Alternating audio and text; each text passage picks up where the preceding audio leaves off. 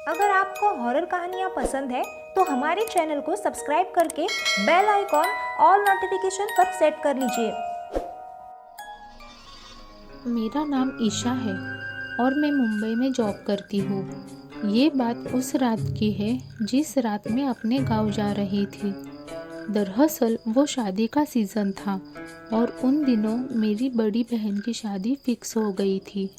मैं जॉब के लिए मुंबई में रहती थी और मेरी पूरी फैमिली कोकण में रहती थी। उस वक्त शादी की तैयारियां करने के लिए माँ ने मुझे शादी से 1 महीना पहले ही घर पर बुलाया था।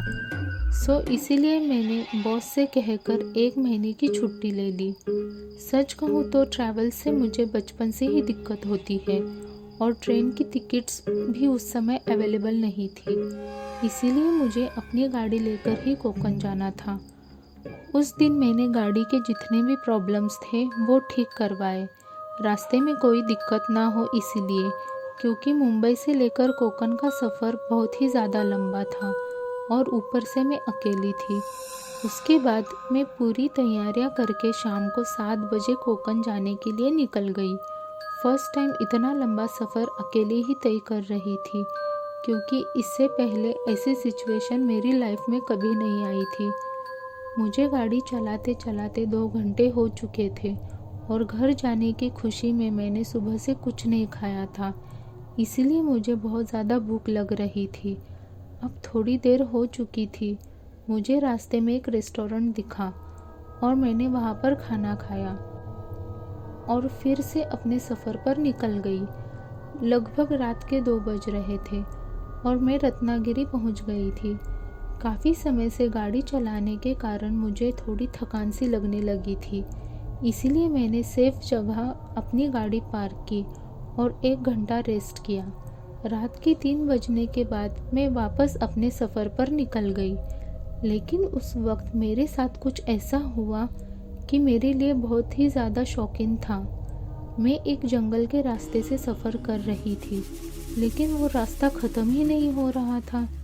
ये देखकर मैं समझ गई कि मैं रास्ता भूल गई हूँ, लेकिन मैं कब से सीधा ही चली जा रही थी। ऐसा लग रहा था मैं घूम फिर कर वहीं पर आ रही हूँ। ये सब देखकर मुझे समझने में वक्त नहीं लगा कि मेरे साथ छलावा हो रहा है और मैं उस रास्ते की भूल भुलैया में फंस गई हूँ। उस वक्त मुझे बहुत ज़्यादा डर लग रहा था और वो तो अच्छा था कि मेरी गाड़ी में उस वक्त पेट्रोल की कोई कमी नहीं थी। गलती से भी अगर उस वक्त कहीं पर भी मेरी गाड़ी रुक जाती तो मेरी हालत ख़राब हो जाती। मुझे समझ नहीं आ रहा था कि मैं सही जा रही हूँ या गलत, पर मैं घूम फिर कर उसी रास्ते पर वापस आ रही थी। धीरे धीरे सुबह हो रही थी और जैसे जैसे उजाला हो रहा था तब रास्ता साफ साफ दिखाई दे रहा था। शायद सुबह होने के कारण उस छलावा का असर ख़त्म हो गया था। जैसे ही पूरी तरह उजाला हो गया वैसे ही मुझे मुंबई गोवा हाईवे दिख गया। फाइनली मैं सही सलामत उस हाईवे से अपने गांव की तरफ जाने लगी और सुबह के 11 बजे मैं अपने घर पहुंच गई। अब इस बात को 2 साल हो गए, लेकिन आज भी मैं सोचती हूँ कि अगर गलती से भी उस रात में उस जंगल में मैं अपनी गाड़ी रोक देती तो मेरे साथ क्या होता। लेकिन उस क्रीपी एक्सपीरियंस के बाद मैंने मुंबई से कोकण का सफ़र अकेले कभी भी तय नहीं किया और ना ही कभी करूँगी।